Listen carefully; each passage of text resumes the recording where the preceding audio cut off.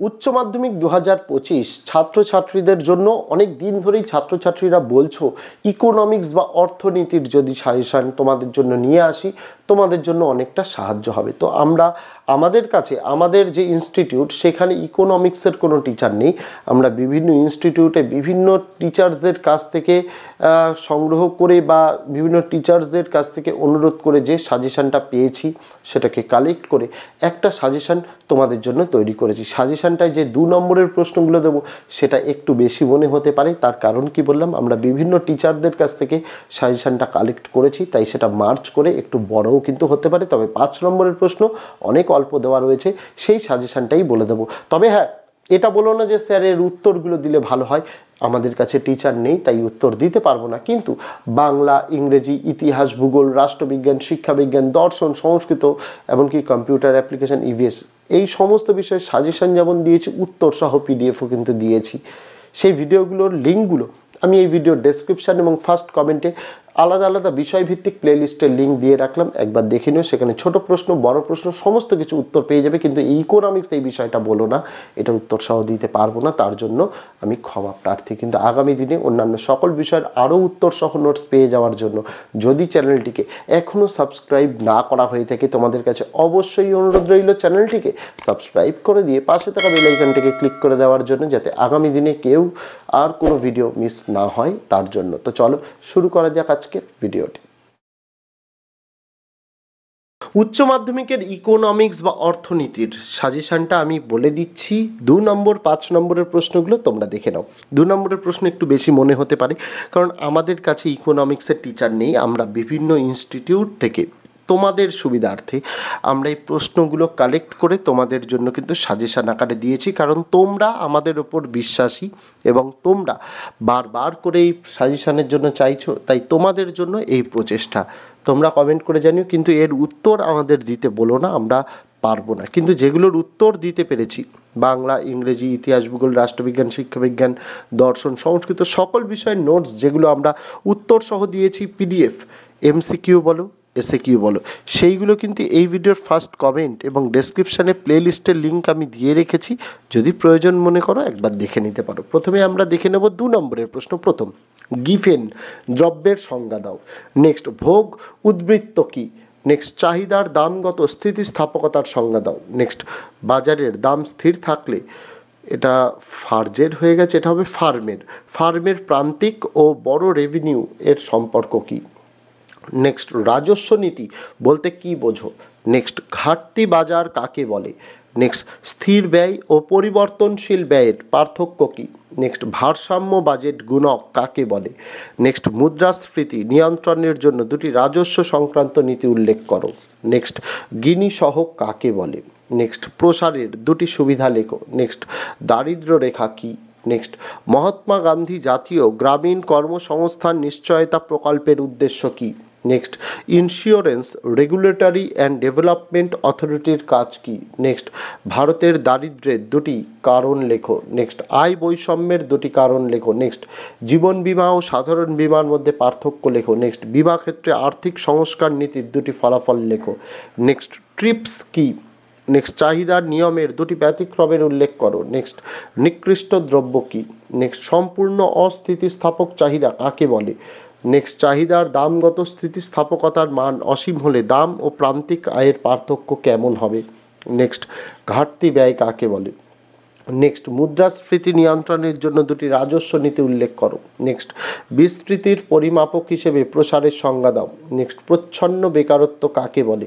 Next, WTO এর 2টি কাজ লেখো। নেক্সট, বীমা ক্ষেত্রে মালহোত্রা কমিটির 2টি সুপারিশ উল্লেখ করো। নেক্সট, প্রান্তিক ব্যয় ও গড় ব্যয় কখন সমান হয়? নেক্সট, সমতার বাজেট কী? নেক্সট, প্রসারমূলক রাজকোষ নীতি কাকে বলে? নেক্সট, লরেন্স রেখা কাকে বলে?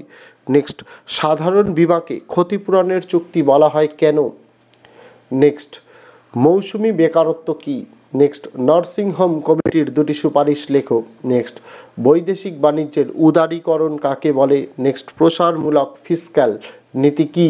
নেক্সট, কোনো ফার্মের প্রান্তিক ব্যয় কাকে বলে? নেক্সট, চাহিদা অপেক্ষক কাকে বলে? নেক্সট, সুযোগ ব্যয়ের সংজ্ঞা দাও।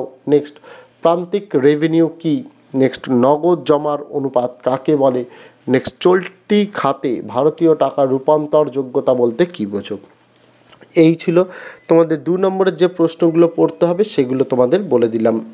তবে তোমাদের জন্য এই ভিডিওর ফার্স্ট কমেন্ট এবং ডেসক্রিপশানে বাংলা, ইংরেজি, ইতিহাস, ভূগোল, রাষ্ট্রবিজ্ঞান, শিক্ষাবিজ্ঞান, দর্শন, সংস্কৃত এই 8টা বিষয়ের আমি অধ্যায়ভিত্তিক এমসিকিউ এনেছি। লাস্ট 10 বছরের বোর্ড পরীক্ষার প্রশ্নপত্রের সমাধান এনেছি, বড় প্রশ্ন উত্তর সহ এনেছি, এমনকি বোর্ডের যে নমুনা প্রশ্নপত্র হয় তারও উত্তর সহ সমাধান এনেছি। সমস্ত ভিডিওগুলো আমি আলাদা আলাদা সাবজেক্ট ভিত্তিক প্লেলিস্টের লিঙ্ক দিয়ে দিয়েছি। যদি প্রয়োজন মনে করো সেই বিষয়গুলোর নোটসের জন্য একবার ভিডিও দেখতে পারো, পিডিএফ সহ নোটস কিন্তু রয়েছে। চলে যাব 5 নম্বরের যে প্রশ্নগুলো পড়তে হবে। প্রথম, মাত্রা বৃদ্ধির প্রতিদানের নিয়মটি উদাহরণ সহ ব্যাখ্যা করো। অথবা দিয়ে প্রশ্ন এভাবেও দিতে পারে, বৃহদায়তন উৎপাদনে যে অভ্যন্তরীণ ব্যয় সংকোচের উদ্ভব হয় তা উদাহরণ সহ ব্যাখ্যা করো। 2 নম্বরের প্রশ্ন, উৎপাদন বন্ধের বিন্দু কি?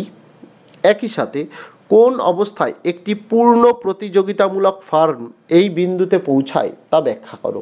অথবা দিয়ে প্রশ্ন এভাবেও দিতে পারে, দেখাও কিভাবে পূর্ণ প্রতিযোগিতামূলক ফার্মের প্রান্তিক ব্যয় রেখা থেকে তার স্বল্পকালীন যোগান রেখা পাওয়া যায়। অথবা দিয়ে প্রশ্ন এভাবেও দিতে পারে, স্বল্পকালীন সময়ে শিল্পের যোগান রেখা কিভাবে পাওয়া যায় দেখাও। বা অথবা দিয়ে প্রশ্ন এভাবেও দিতে পারে, পূর্ণ প্রতিযোগিতার বাজারে ফার্মের দীর্ঘকালীন ভারসাম্য চিত্রের সাহায্যে দেখাও।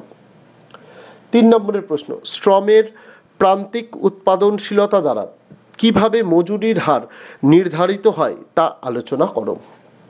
এই প্রশ্নটি ঘুরিয়ে এভাবেও দিতে পারে, যার উত্তর 1। অথবা দিয়ে প্রশ্ন, শ্রমের ব্যক্তিগত যোগান রেখা প্রসাদমুখী হয় কেন তা ব্যাখ্যা করো। অথবা দিয়ে প্রশ্ন এভাবেও দিতে পারে, রিকার্ডোর পার্থক্যমূলক খাজনা তত্ত্বটি সংক্ষেপে আলোচনা করো। বা প্রশ্ন ঘুরিয়ে অথবা দিয়ে এভাবেও দিতে পারে, বন্টনের প্রান্তিক উৎপাদনশীলতা তত্ত্বের মূল কথা কী?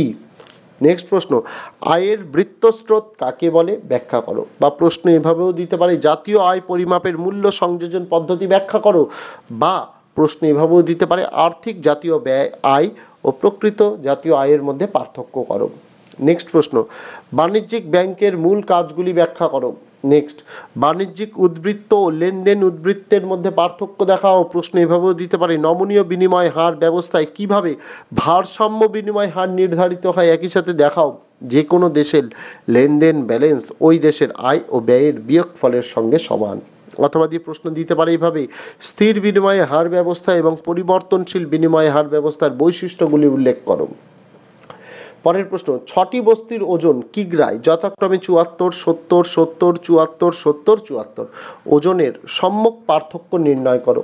বা অথবা দিয়ে প্রশ্ন এইভাবে দিতে পারে, চিত্র সহযোগে লরেন্জ রেখার বৈশিষ্ট্যগুলি ব্যাখ্যা করো। বা অথবা দিয়ে প্রশ্ন এইভাবেও দিতে পারে, বিস্তৃতির পরিমাপক হিসেবে সম্মুখ রেখার বা সম্মুখ পার্থক্যের প্রসারের সুবিধা ও অসুবিধাগুলি উল্লেখ করো।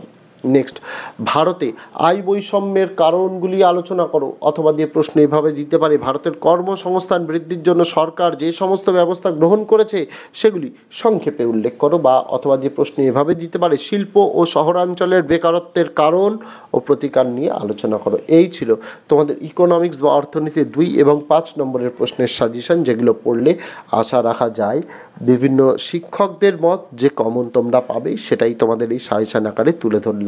তো আজকে ভিডিওতে এটুকুই ছিল ছাত্রছাত্রীরা। দেখা হচ্ছে তোমাদের সঙ্গে আগামী দিন অন্য কোনো বিষয় অন্য কোনো ভিডিও নিয়ে। ততদিন সকলে ভালো থেকো, সুস্থ থেকো।